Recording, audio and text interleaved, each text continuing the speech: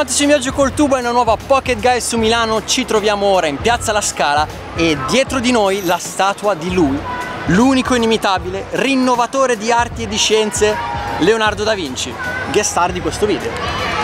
Leonardo infatti passa circa 20 anni qui a Milano lasciando diverse tracce e noi in questo video vi diremo come scovarle, partendo dal tram numero 1 che ci porta al Castello Sforzesco. Infatti Leonardo era un membro importante alla corte di Ludovico il Moro e qui, quello che adesso è la sala 8 del Museo Antico, era un tempo la sala delle asse, anche adesso si chiama anche così. Le decorazioni per il soffitto di questa stanza sono state ideate da Leonardo, quindi fateci un salto, anche se non adesso perché è chiusa fino a giugno 2019, però quando riaprirà sarà ancora più bella perché è appena restaurata. E un'altra cosa che si trova qui al castello è la biblioteca trivulziana, al cui interno è conservato il codice trivulziano, un piccolo manoscritto con architetture e opere belliche che però non è consultabile dal pubblico se non online, quindi in questo caso il link in descrizione. Ora però spostiamoci e andiamo effettivamente a vedere delle opere che si possono vedere anche adesso, sperando che questo video non lo vediate quando sono chiuse per ristrutturazione quelle opere.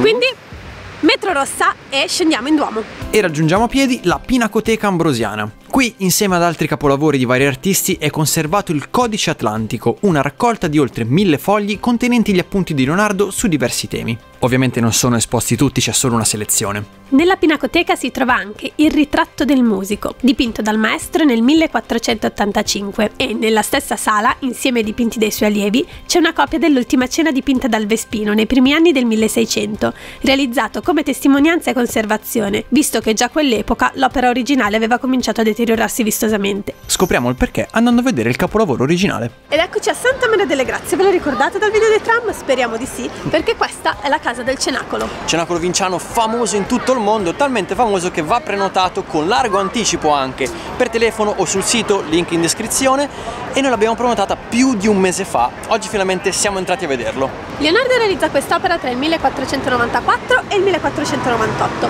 La realizzò con tempere grasse al posto con quella tecnica dell'affresco e per questo si è rovinato un po' prima del dovuto. Comunque sappiamo che siete qui per questa opera, ma se vi girate dall'altra parte c'è la crocifissione del Montofano, che è stata realizzata negli stessi anni, quindi dategli un'occhiata. Mi raccomando, gestite bene i tempi perché la visita dura solo 15 minuti. Ora noi ci spostiamo, andiamo al Museo della Scienza e della Tecnologia e ci arriviamo a piedi. Leonardo infatti non era solo un artista, ma anche un ingegnere, e qui al museo sono state ricostruite sulla base dei suoi schizzi diverse macchine. Questa mostra si sta rinnovando e anche se la Galleria Leonardo chiuderà a fine giugno, i modelli saranno visibili da metà luglio nella mostra Leonardo da Vinci Parade, finché non sarà aperta la nuova galleria. È giunto il momento di entrare in uno dei 14 laboratori del museo, Laboratorio Leonardo, che è appunto dedicato alle sue opere per tocchicciarle bene. Si può toccare tutto.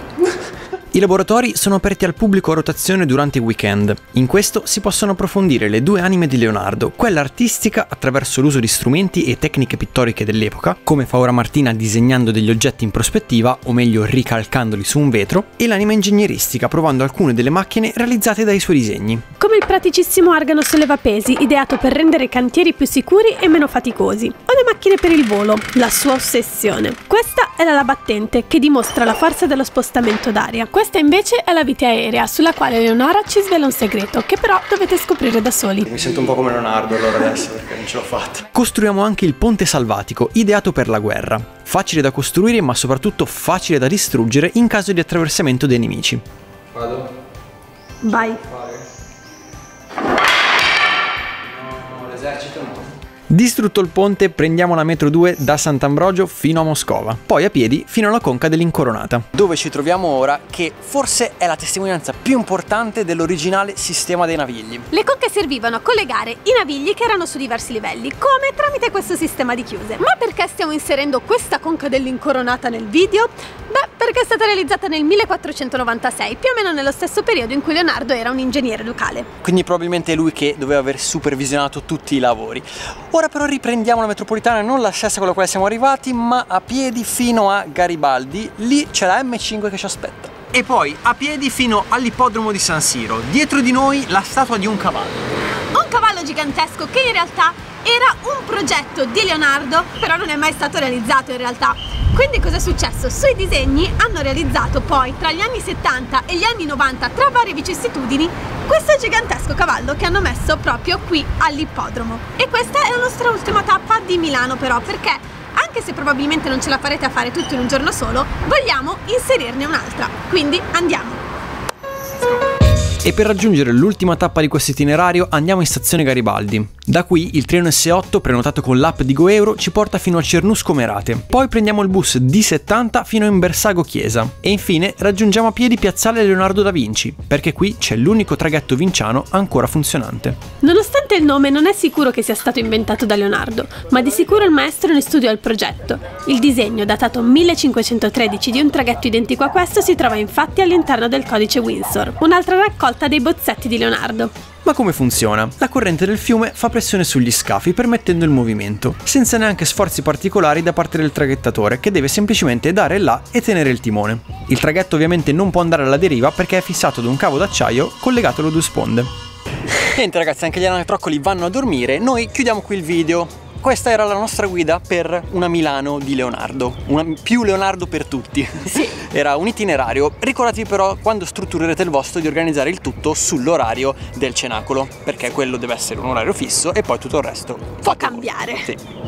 Se volete tenervi aggiornati sugli orari stagionali e sulle mostre temporanee, vi consigliamo il gruppo The Locals, è un gruppo Facebook in cui potete chiedere i consigli su Milano a chi vive a Milano. In questo caso noi viviamo a Milano, siamo dentro, quindi chiedete a noi.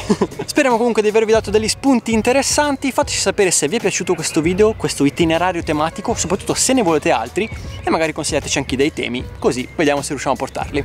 Sì, e detto questo è tutto, quindi ci vediamo al prossimo video. Ciao! Ciao!